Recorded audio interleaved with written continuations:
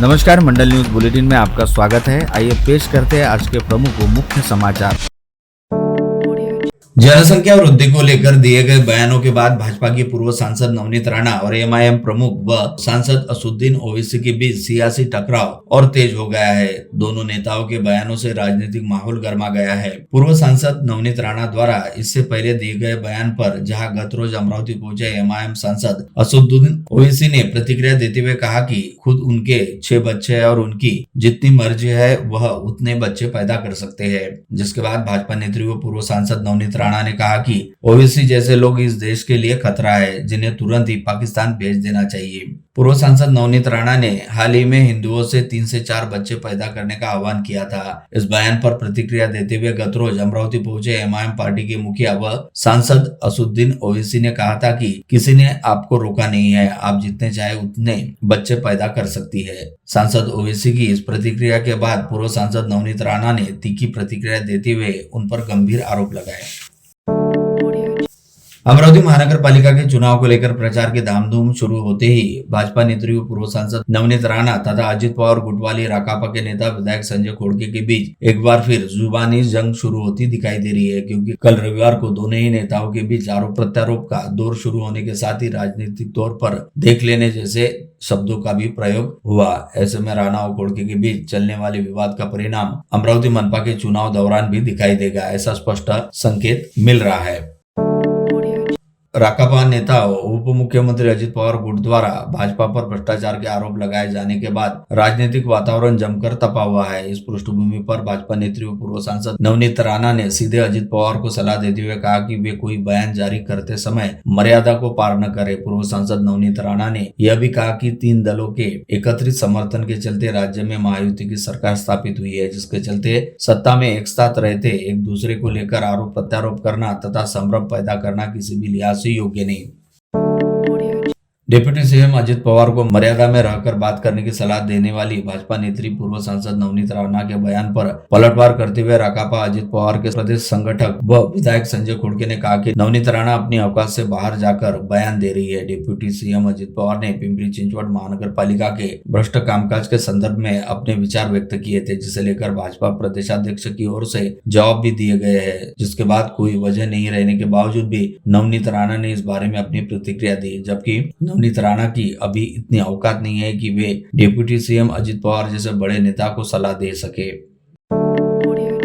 MIM party के मुखिया व हैदराबाद के सांसद असदुद्दीन ओवैसी द्वारा देश के प्रधानमंत्री नरेंद्र मोदी के लिए हमेशा ही मोदी शब्द का उच्चारण व प्रयोग किया जाता है, परंतु इसे लेकर विगत 1.5 दशकों के दौरान सांसद ओवैसी से कभी भी किसी ने कोई सवाल नहीं पूछा था। लेकिन कल जब सांसद ओवैसी मनपा चुनाव में अपने प्रत्याशियों का प्रचार करते अमरावती पहुंचे तो यहाँ बुलाई गई पत्रवार्ता के दौरान दैनिक अमरावती मंडल व मंडल न्यूज के संपादक अनिल अग्रवाल ने उनसे इसकी वजह जानना चाहिए, जिसके जवाब में सांसद ओवैसी का कहना रहा कि उनका तलफ्फुज यानी शब्दों को उच्चारण करने का तरीका ही कुछ ऐसा है, जिसके चलते वे मोदी को मोदी कहते हैं। खास बात यह रही कि मंडल न्यूज के इंस्टा आईडी, एफबी पेज व यूट्यूब चैनल पर अब तक इस सवाल जवाब के वीडियो को 25 लाख से अधिक लोगों द्वारा देखा गया। साथ ही मंडल न्यूज के विविध सोशल मीडिया प्लेटफॉर्म पर प्रसारित इस वीडियो की लिंक को भी लोग बाग सोशल मीडिया पर जमकर शेयर व पोस्ट कर रहे हैं, जिसके चलते उक्त वीडियो क्लिप इस समय सोशल मीडिया पर जमकर वायरल हो रही है।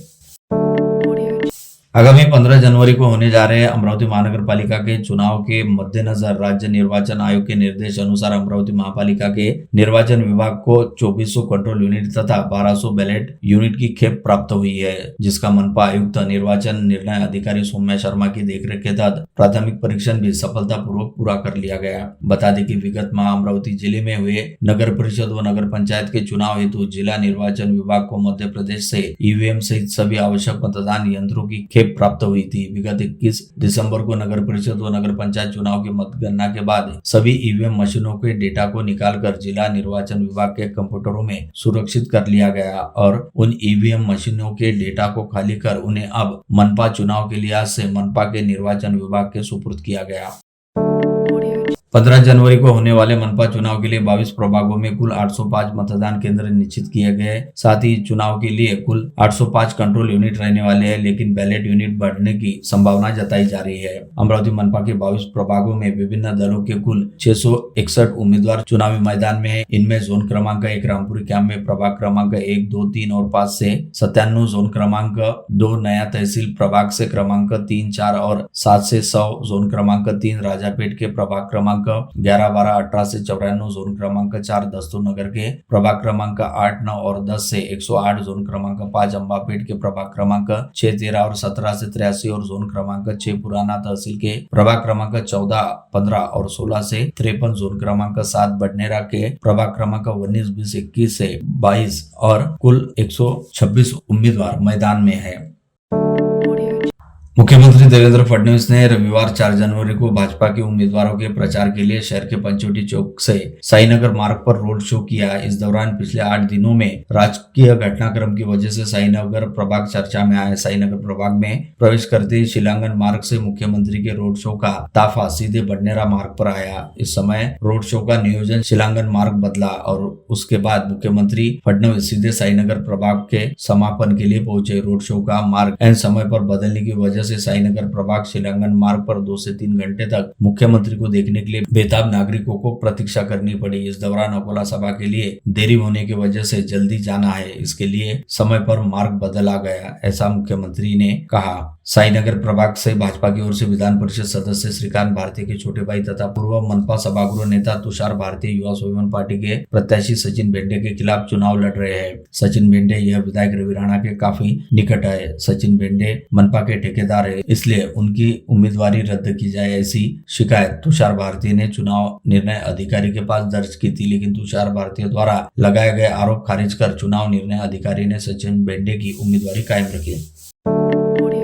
शहर में युवाओं के लिए जल्द ही आईटी पार्क बनेगा, ऐसी घोषणा राज्य के मुख्यमंत्री देवेंद्र फडणवीस ने की। वे मनपा चुनाव को लेकर शहर में रोड शो के लिए आए थे। इस दौरान उन्होंने स्थानीय साईनगर मंदिर के पास आयोजित एक सभा को संबोधित करते हुए घोषणा की। मुख्यमंत्री ने आगे कहा कि अमरावती और पूरे पश्चिम विदर्भ में श्री शिवाजी शिक्षण संस्था के माध्यम से शिक्षा के द्वार सभी के लिए खोल दिए गए हैं और शिक्षा का व्यापक प्रसार भी किया जा रहा है। अब समय है कि अमरावती में आईटी पार्क लाया जाए, युवाओं को रोजगार के बेहतर अवसर मिले। इस दिशा में सरकार प्रयासरत है। उन्होंने रोड शो को मिले प्रतिसाद पर खुशी व्यक्त करते हुए कहा कि विगत 2017 के चुनाव की तर्ज पर इस बार भी मनपा चुनाव में भाजपा को पूर्ण रूप से बहुमत मिलेगा।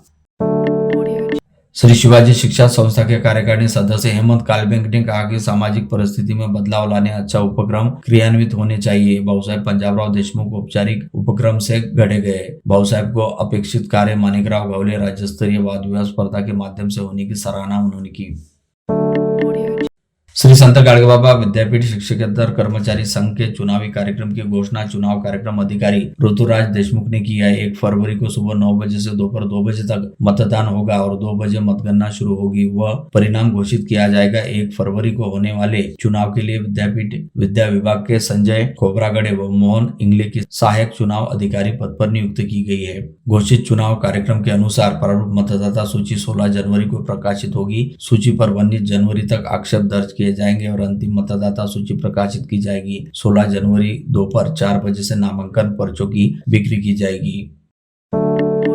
विगत 11 वर्षों से समर्पण परिवार द्वारा श्री राम भक्त हनुमान जी की असीम कृपा और आशीर्वाद से निरंतर हनुमान पदयात्रा का आयोजन किया जा रहा है। समर्पण परिवार हर शनिवार घर घर जाकर संगीतमय सप्तपाठ हनुमान चालीसा का आयोजन कर भक्ति को अलग जगाता आ रहा है। इसी परंपरा को निभाते हुए नव वर्ष के पहले रविवार को ईश्वर का आशीर्वाद प्राप्त करने हेतु 11वें वर्ष की भव्य पदयात्रा का आयोजन किया गया। यह पदयात्रा संत श्री सीताराम बाबा के शिष्य महंत मोहनदास बाबा के सानिध्य में संपन्न हुई। रविवार 4 जनवरी को बालाजी प्लॉट स्थित सीताराम बाबा मंदिर प्रांगण से चंगापुर तक पदयात्रा निकाली गई।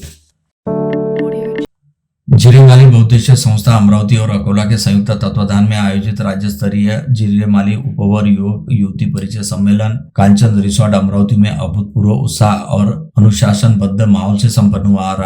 राज्य भर से हजारों उपवर युवक युवतियों और उनके अभिभावकों ने सम्मेलन में बड़ी संख्या में उपस्थिति दर्शाकर प्रतिसाद दिया।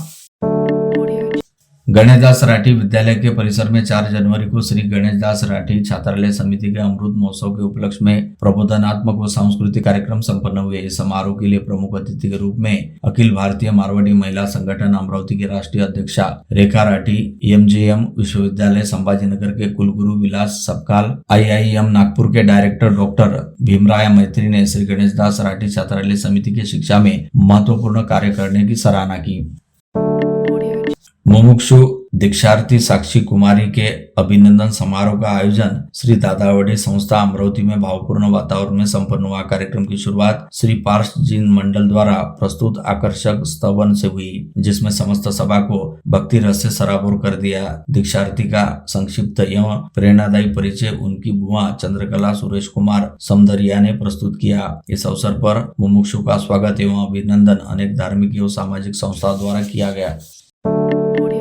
कांग्रेस नेता व पूर्व मंत्री डॉक्टर सुनील देशमुख की माताजी श्रीमती प्रतिभाबाई पंजाबराव देशमुख का गत रोज 88वें वर्ष की आयु में निधन हो गया। पश्चात आज सोमवार 5 जनवरी को सुबह 10 बजे रुक्मिणी नगर परिसर स्थित प्रतापराव देशमुख के निवास स्थान से दिवंगत श्रीमती प्रतिभाताई देशमुख की अंत यात्रा निकाली गई तथा हिंदू स्मशान भूमि में उनके पार्थिव पर बेहद शोकाकुल वातावरण में अंतिम संस्कार किया गया। इस समय अलग अलग क्षेत्रों से वास्ता रखने वाले गणमान्यों की उपस्थिति रही। गत रोज मनपा चुनाव हेतु भाजपा प्रत्याशियों के प्रचार का श्री गणेश करने अमरावती के दौरे पर रहने वाले मुख्यमंत्री फडणवीस को जैसे ही पूर्व पालक मंत्री डॉक्टर सुनील देशमुख की माताजी श्रीमती प्रतिभाताई देशमुख के निधन का समाचार प्राप्त हुआ तो सीएम ने तुरंत ही डॉक्टर देशमुख को फोन करते हुए शोक जताया।